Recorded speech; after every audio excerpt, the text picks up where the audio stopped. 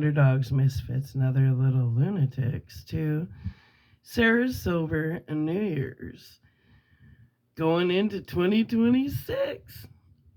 All right, so let's continue with this book. I'm liking these short stories. I like being a storyteller, pre cinema, going back to the roots. Anyway, let's get into it. New Year's Baby by Anna Picardi.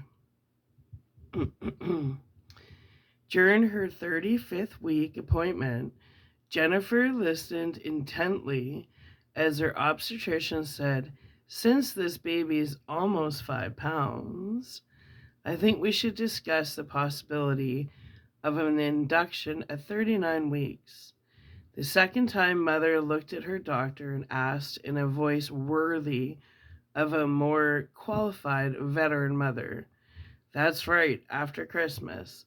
The baby is due until January the 7th, and her sister was born 8 days after her due date. Will her lungs be developed? Her brain? Is it safe?" The OB laughed and said, "Yes, she will be just fine. It's not an uncommon procedure. Talk it over with your husband and then give the office a call. But don't wait too long. I'm on a vacation starting January the 1st.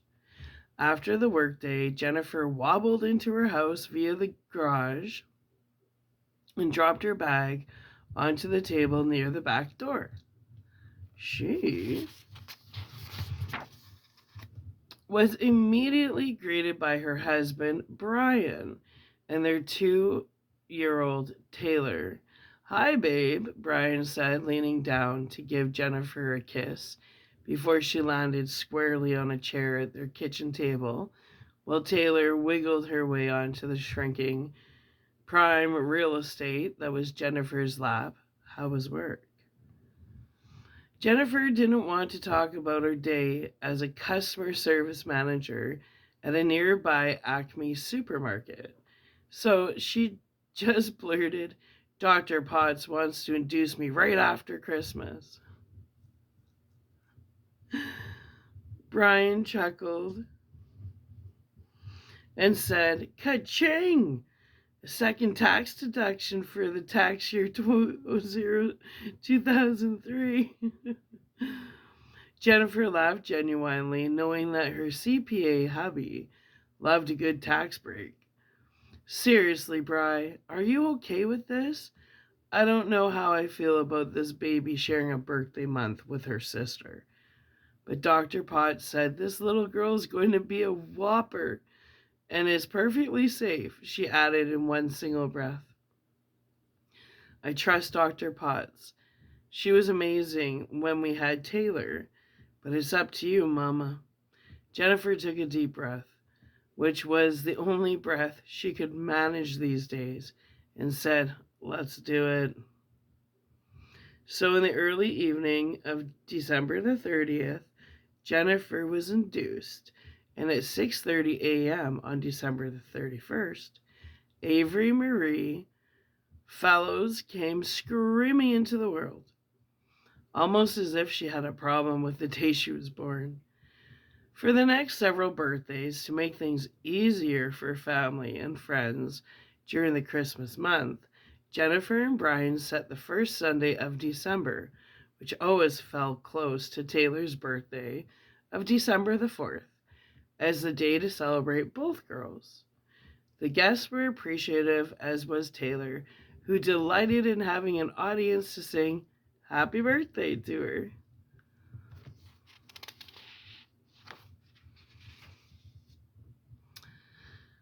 But at one particular December birthday party, Avery refused to stand next to Taylor in front of the cake, with some coaching, caring from the parents. Avery was reluctantly led to her spot. After Taylor's celebratory rendition of Happy Birthday, we sang, everyone looked at Avery and began to sing, "Happy birthday, dear Avery. Happy birthday to you." Avery just stood there, Taylor nudged her sister. It's your turn to blow out the candles. Avery shook her head and folded her arms across her chest. Taylor nudged her sister again, and Avery shook her head again. Taylor felt new to her emotions as her sister refused to partake. For the first time, Taylor was confused and a little sad. As she watched Avery, she couldn't decide if her little sister was angry or upset. Tears sprung to Taylor's eyes because, even at her young age of 7, she knew that she loved her sister, and she wanted Avery to be happy too, especially at their birthday party. Before Avery could start to full-on cry, her mom slipped between her daughters and said, "On the count of 3, we will all blow out Avery's candles. 1, 2, 3." Taylor and her mom did all the work because Avery plopped herself on the floor, arms still folded across her chest.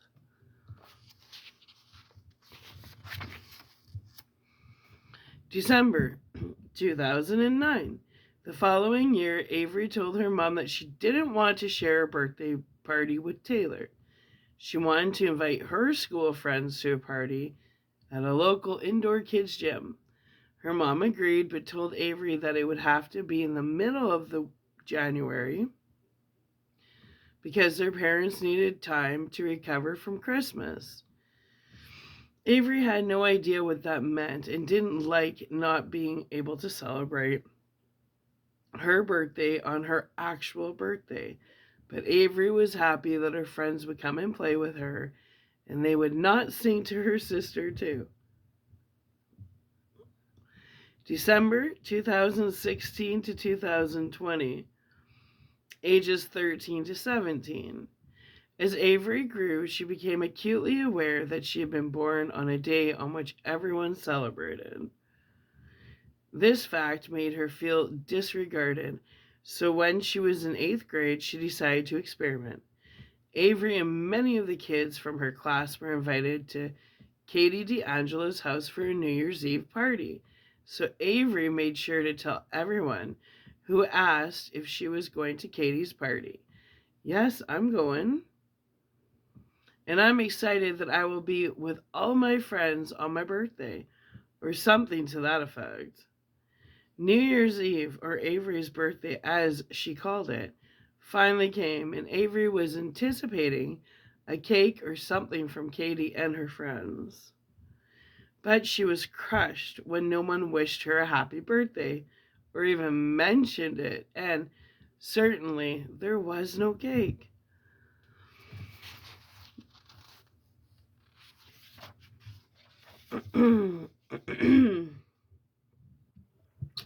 Before she knew it, it was 10 seconds to midnight, and she begrudgingly got caught up in the countdown to the New Year's Eve and blew on a party horn and yelled, "Happy New Year!" with her friends. For Avery, though, the blowing of the party horn was emotionally indicative of the end of December 31st, and a disappointing day rather than the introduction of a brand new year. Throughout high school, Avery developed a definitive love-hate relationship with New Year's Eve.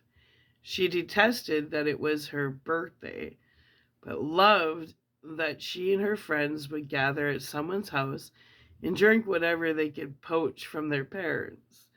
Avery always grabbed a bottle of wine, which was in abundance at her house over the holidays. She became adept at using a wine opener during her sophomore year and briefly contemplated becoming a bartender after high school. December 20th, or December 2021 to 2023.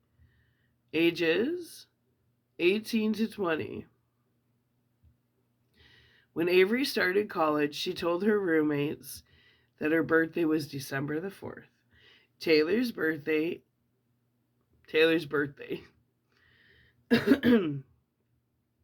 She did this, she told herself, to alleviate any stressors to celebrate her on New Year's Eve.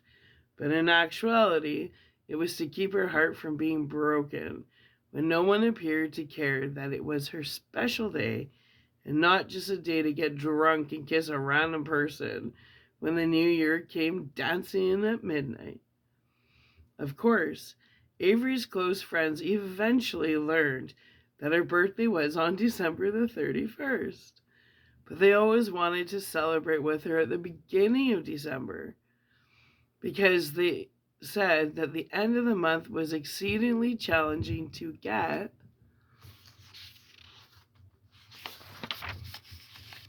people together. After all, there are always a ton of holiday commitments, and so many of their friends went home between semesters. Naturally, Avery was annoyed by this and disappointed in herself for never speaking up, and mad at her mother for being induced all those years ago. Mad.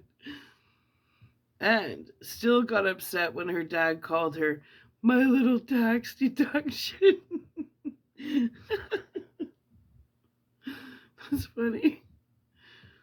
Avery understood at her very core that her parents loved her very much and found herself becoming more frustrated with herself as the invasive negative feelings about the date inevitably permeated her brain.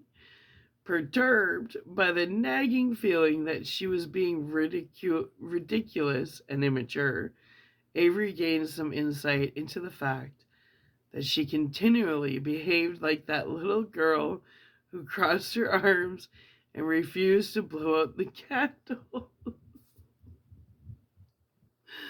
December 2024, age 21. So she's going on 23, I guess, this January. On her 21st birthday, December 31st, 2024, Avery's best friends, Madison and Ava, decided to make a big deal about it. She was turning 21, and this needed to be celebrated. Avery had helped plan both their 21st birth parties, which were in perfect birthday months, March and June. These were months that people weren't super busy or broke. The decision to have a birthday dinner party did not come easily for the two friends because Avery had always been prickly about her birthday. Madison had once said to Ava, Avery is worse with her birthday than my Nana is. Nana stopped celebrating her birthday once she turned 60, but Madison and Ava decided to. That's funny. Invite all their friends to dinner to celebrate Avery's birthday. Anyway, this way they could all head to a club to ring in the New Year's afterwards. Smart. So, after finals were over in the second week of December, friends called all the local places that could handle a large group, but not one of the restaurants could accommodate them. After calling the fifth restaurant, Ava called Madison, who picked up on the first ring.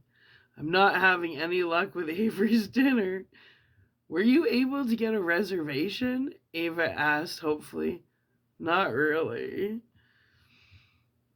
All of the usual places are booked. My dad suggested the Capitol Grill, and I called the restaurant, and they said that they could accommodate us, but we would have to do a prix fixe menu, which starts at $90 per person. Holy shit.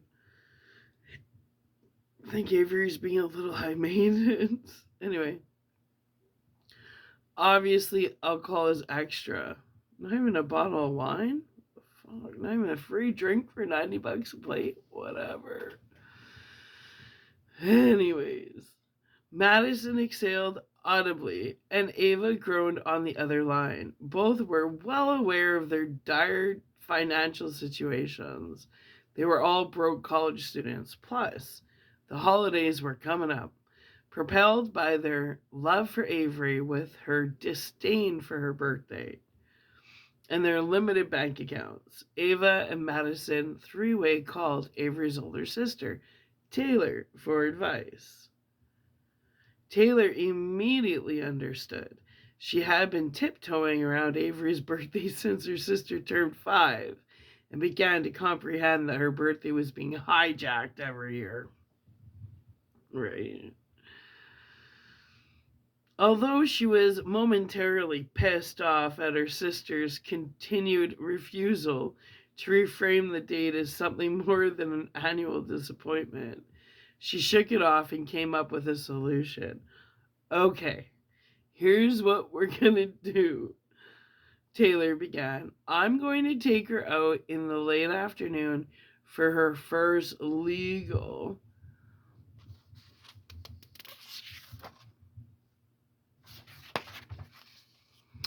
birthday drink. Then I'll bring her back to the apartment and you'll have a surprise party waiting. Both Ava and Madison audibly sighed in relief and they discussed details. Madison, Ava, and Taylor made the choice to have food catered and delivered to the apartment they had all shared with Avery. The Evite read, "Shh, it's a surprise. Let's celebrate Avery Fellow's 21st birthday, December the 31st, 2024, 7 o'clock p.m.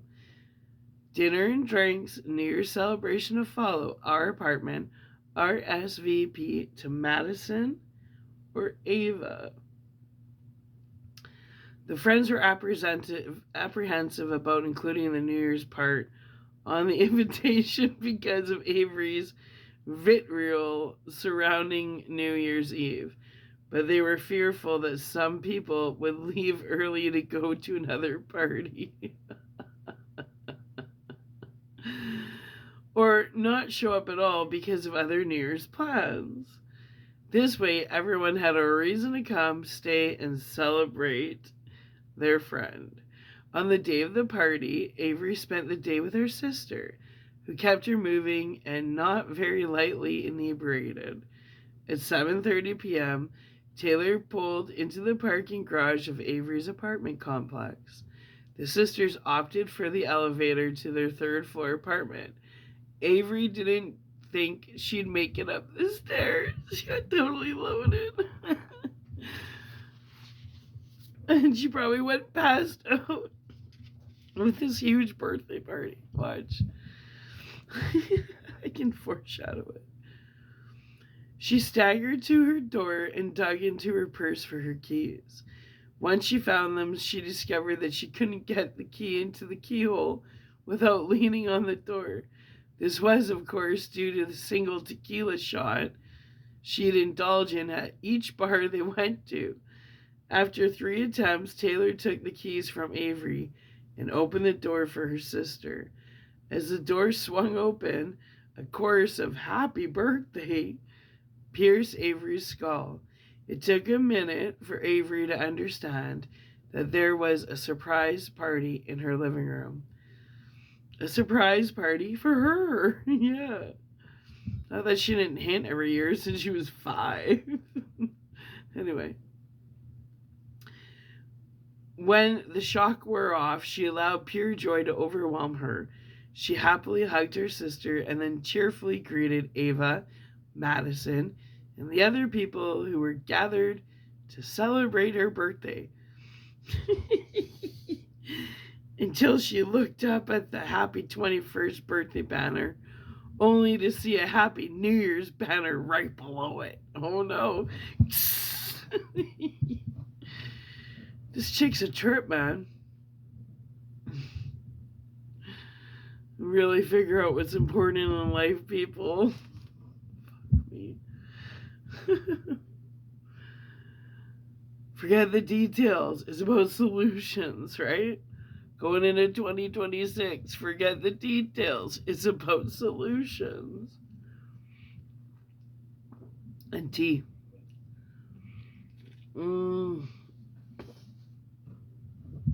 Earl Grey tea with cream, like a London fog.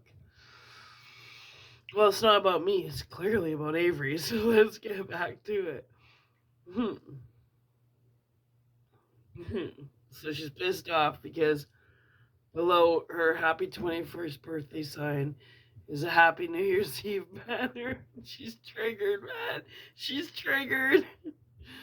Anyway, Avery pushed her dislike for the 31st aside, walked to the alcohol setup, and poured herself a hearty glass of red wine. Taking a long sip of her drink, Avery envisioned herself being asleep by 11:30 and yet attempted to push all negative thoughts out of her head.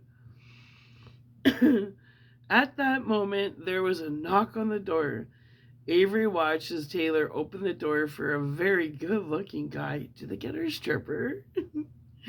Very good looking guy who said something to her sister. Oh, I think it's a stripper. In turn, her sister pointed in the direction of Avery's friend Tyler. This new hottie walked over to Tyler and they shook hands and did the man hug thing. Tyler saw Avery looking their way and walked the hot guy over to her. Hey, birthday girl. This is my cousin, Liam. I hope it's okay that I asked him to come tonight, Tyler said sheepishly. Tyler's charisma helped him get away with pretty much anything. Okay, well, he's not a stripper, but he has charisma. Where'd my head go?